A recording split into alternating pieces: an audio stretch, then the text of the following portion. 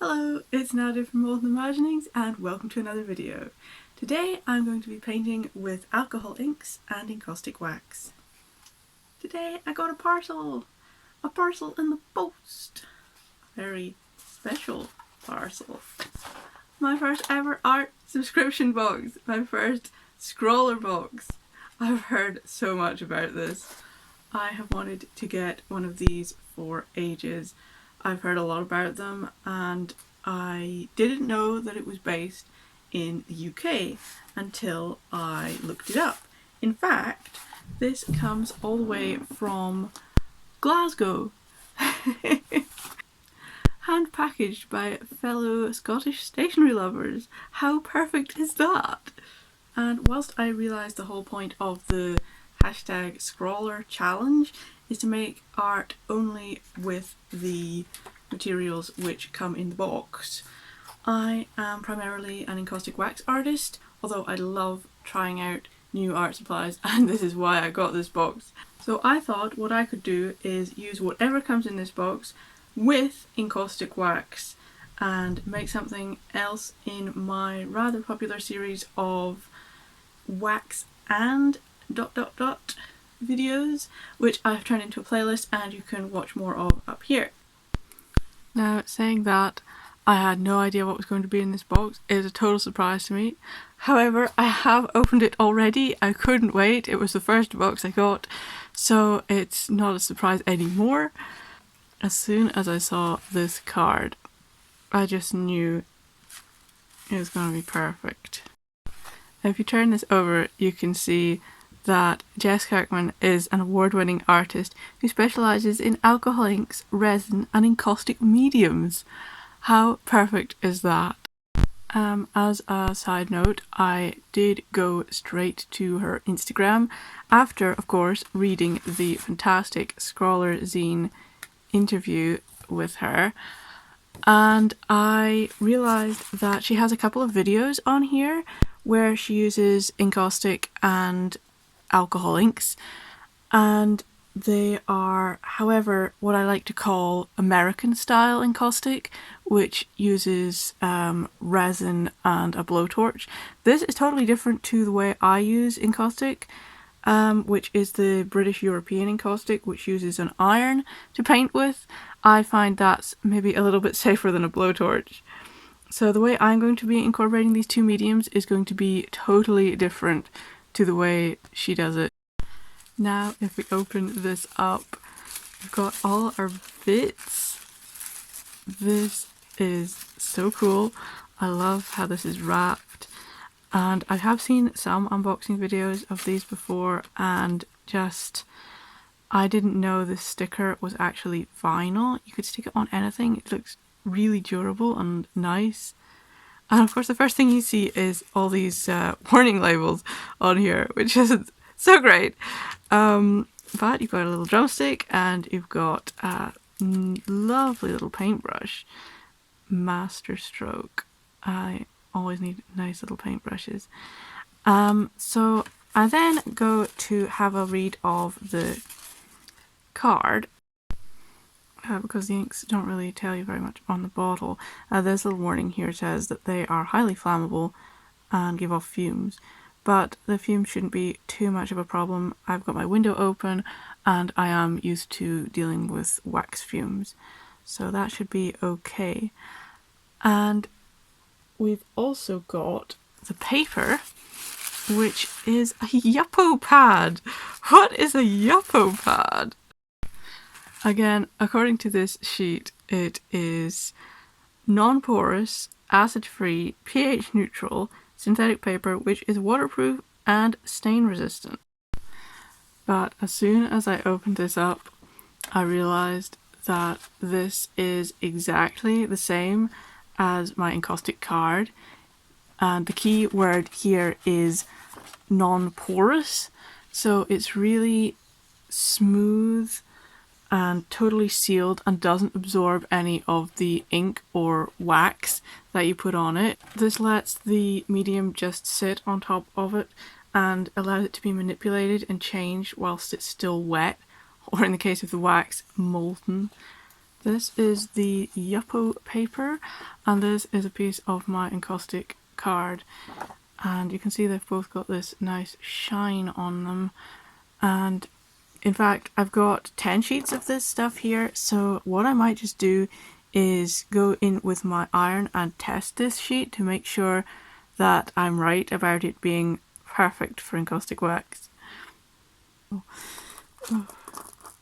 Let's try brown under. Oh, exactly what I thought.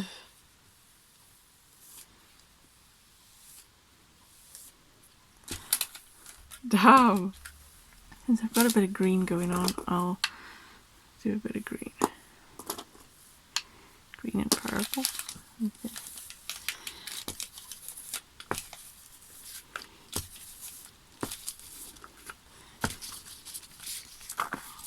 Oh wow, this is thin. I'm so unused to using this thinness of paper.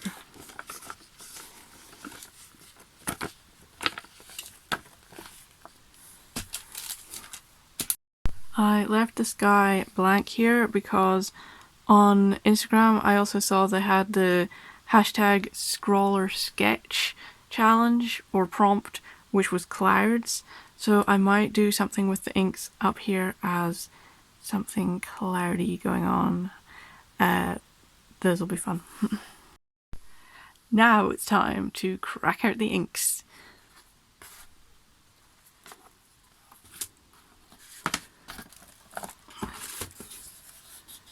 I'm probably going to need some sort of palette.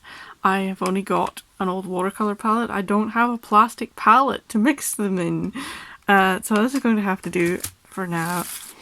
And I was reading in the little booklet, or was it the zine, that they are quite tricky to open. So there was a little tip in here. Notoriously difficult to remove. Try pressing the cap on its side with your thumb until it pops open, then remove. Okay, we'll try that. I don't want this going everywhere, so I'm going to be very careful. Oh, there we go. Oh, it's got a little pipette. So cute. I might need something sharp to...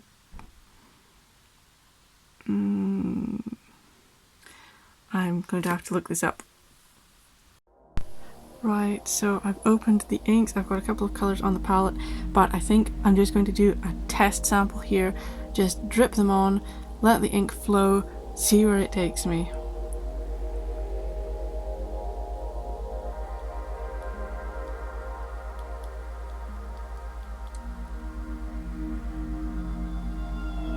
Oh, it's so pretty, it's so pretty.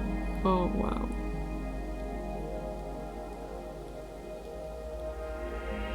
I wanted to try this for so long. Oh my god, look at that. It's all rainbows. And this one is diamond sparkle. I put a little bit on here, but you can't see it. And so I'm hoping you can see this. It looks so amazing.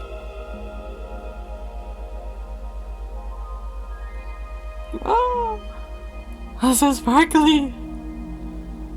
Wow. So much sparkle!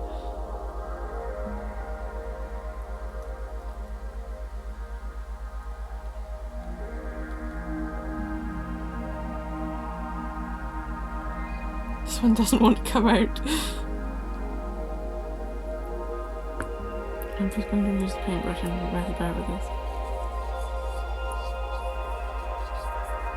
Ooh, so nice.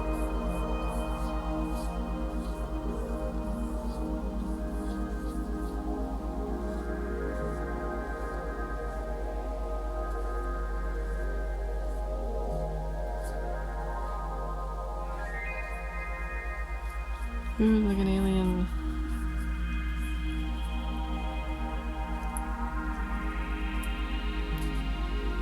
They smell quite interesting. I don't know whether I like the smell very much. I'm just gonna keep going into this and see where we go. Whoa, that's a lot.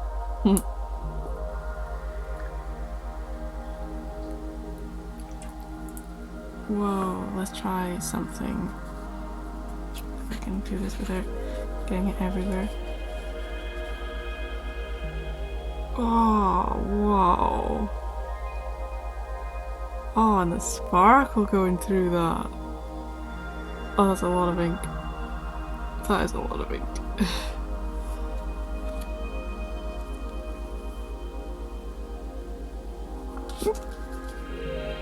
And this paper is really thin.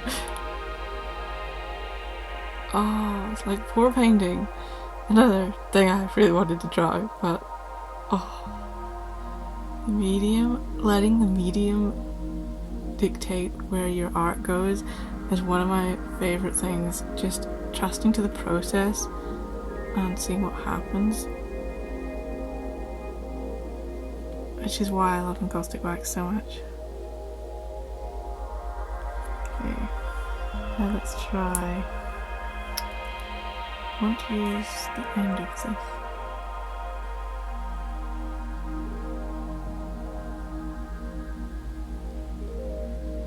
Let's try the extender now. Whoops.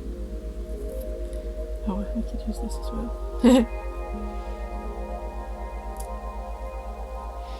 This is meant to spread it, I think. Ooh.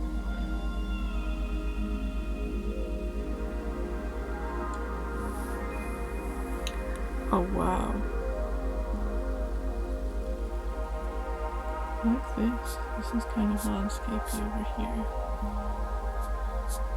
So I messed around with the ink for a while, trying out some different techniques and just seeing how it poured and dripped and moved about, and I got something I was quite happy with. But then later on I reworked it again, and actually looking back at the footage I was quite happy with the result, and then when I worked into it I made something totally different, and actually did this about 3 or 4 times, and I was quite happy with all the first versions, as you could call them, but that's part of the process of art.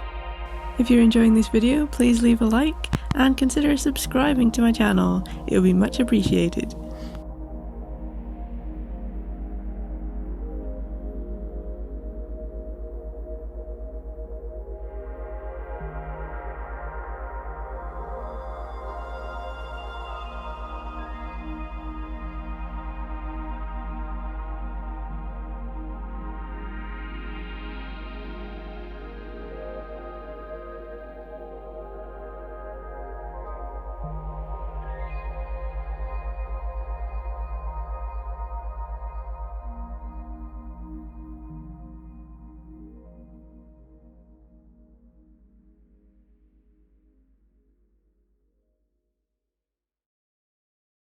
So I'm going to leave that one over there to dry properly. It's just a little bit wet down here, but the top part is all dry.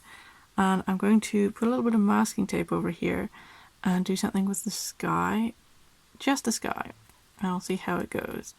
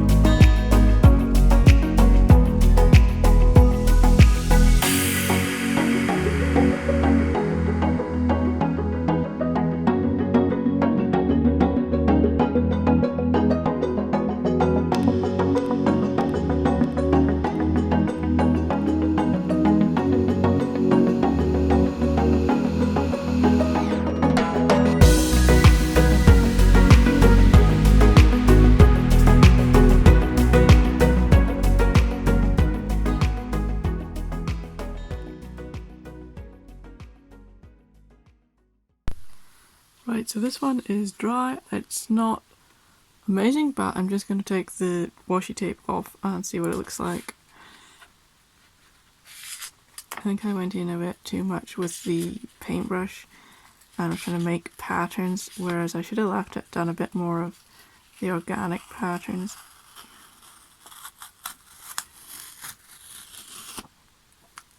Anyway, it looks quite nice. After I had done this painting, I realised I hadn't left enough room for the sky in the encaustic painting at first, so I went in and did another encaustic to leave some more space there.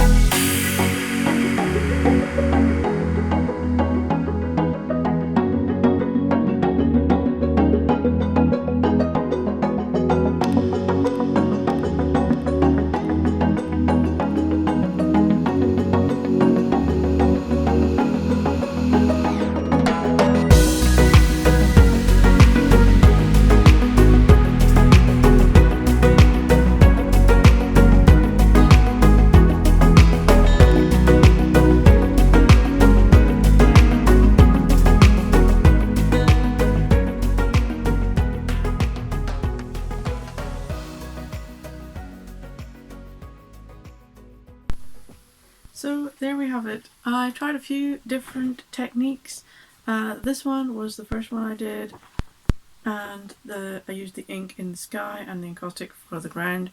I'm not 100% happy with it. It could have turned out a little better. I quite like some of the stuff that's going on here, but overall it wasn't great. So I gave it another shot, and I did two little ones which I'm really very happy with. This was the first one I did, and it was just dripping the ink onto the surface and spreading it about, and I thought the wax would act as a resist and it wouldn't go over it. It didn't totally work, and I made a little path going down there, which I really like. The second attempt I did with this was a bit better. The wax did act as a resist most of the time. It's made these lovely stormy skies. I'm really very happy with these.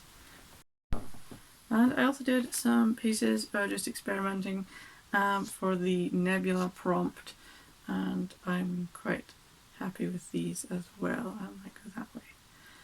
So it was a lot of fun trying that. I must admit the fumes were a little bit much for me.